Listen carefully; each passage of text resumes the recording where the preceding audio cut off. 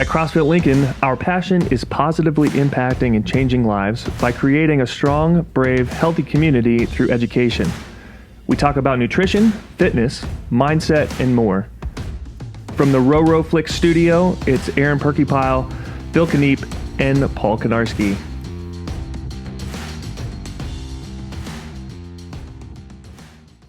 Okie dokie. Here we go. Hey, Paul. Welcome. Thanks up, for Aaron? being here for CrossFit Lincoln Connections. CrossFit Lincoln Connections. We talk about food. We talk about fitness. We talk about shoes. That's what we're going to talk about today. All right. I'm pretty excited about it. I am too. We're here at the Bay for the Find Your Grind Career Fair.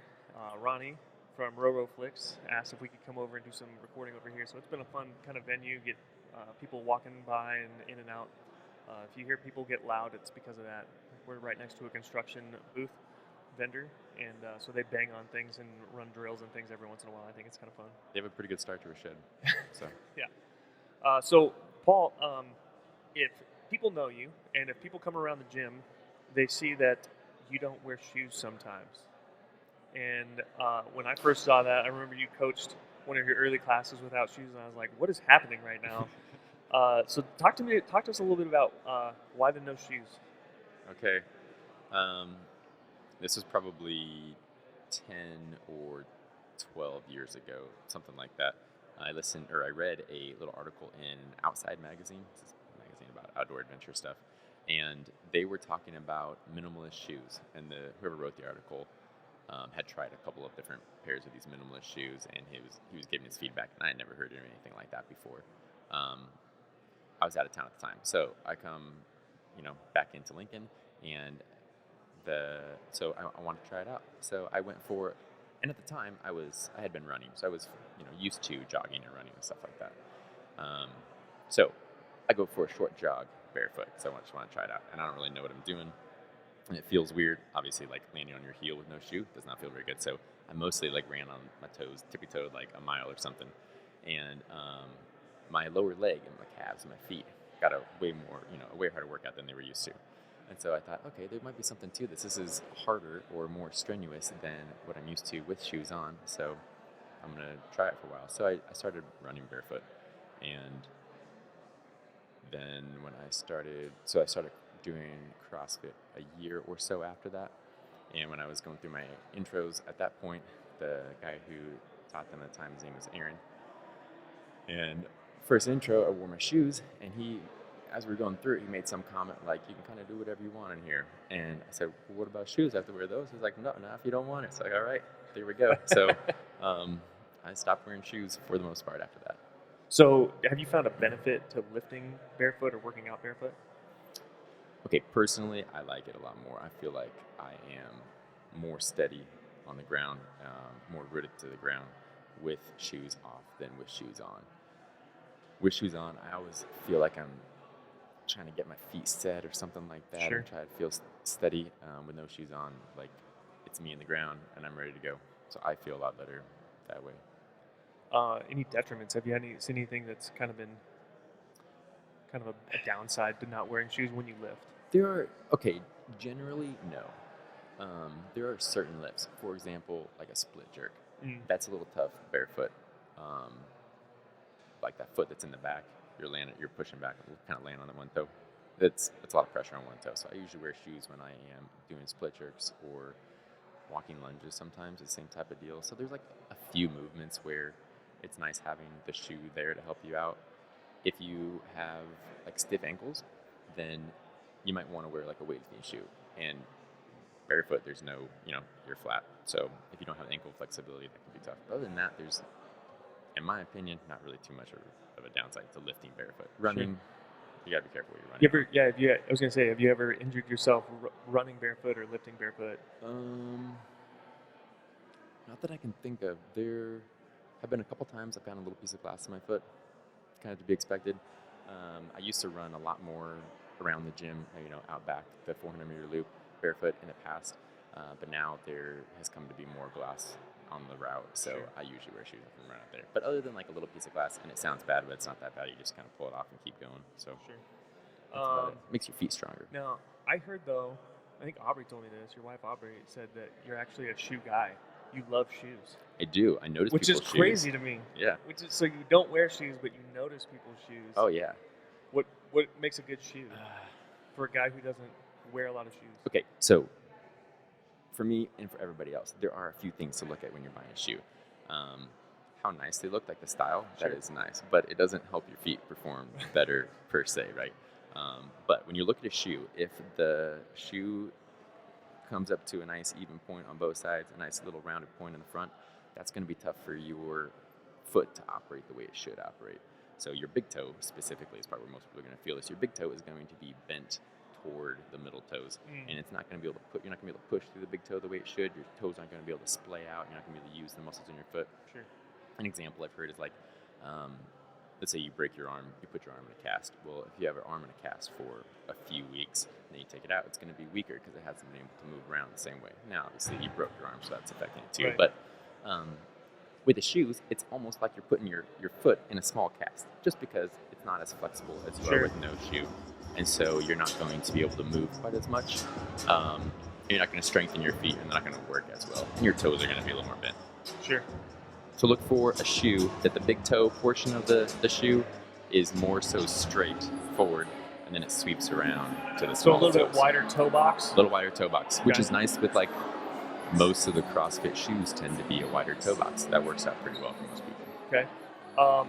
You talked about how the foot is splaying or like spreading out. When do you feel like your foot has gotten wider over time because you walk Yeah. without shoes, so it spreads the weight over more? A little More bit, space, I guess? Yeah. To be honest, that's true.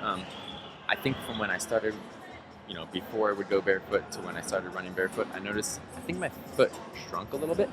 Like instead of being quite so flat, I created a little bit more of an arch. Okay. Because some people say, "Oh, I have flat feet. I need certain shoes for this." Maybe so, but most of what creates a flat foot or not a flat foot is the musculature creating the arch. So if you, for example, went barefoot and your foot had to work a little bit harder, you would then create a little bit more of an arch. So your foot may actually, shrink a little bit as you arch up, and you might get a Or little contract. wider. And contract. That's a good way to say it. Yeah. And the foot's probably going to get a little wider, and a little thicker, and a little stronger, Okay. just because you're using it more. Do you wear shoes in the wintertime? A lot of times I do wear shoes in the wintertime. Sometimes I'll go barefoot. So like, let's say, obviously out in the snow and in the cold and things like that, you probably wear shoes. But like when you get into the gym, do you then go Oh. barefoot? Correct. A lot of times in the winter, I will wear like my slippers to the gym. It looks Okay. a little funny. Yeah. But I'll wear like a pair of slip-on shoes to the gym, and then I'll go barefoot in the gym. And your feet, like the rest of your body, we're very adaptable. And so, yes, the cold is cold, but if you're not used to wearing shoes most of the time, for example, if you go through like the autumn barefoot, you get more and more used to the cold. Your body will increase the amount of blood flow to your feet and stuff like Sure. that to keep it warmer. So it's it's not as bad as it sounds. So if I wanted to try going barefoot, you have any tips for maybe starting? Start at home. Just when you're at home, take your shoes off, and that would be the way to do it. Because you're walking around your house doing regular stuff. Just do it barefoot. And that way you can start building up the foot strength a little bit. If you wanted to, you could. Now that's how I would start. Yeah. Go barefoot at home. When you feel like you're comfortable with it, go outside. Watch where you're walking a little bit, but it's not that bad really.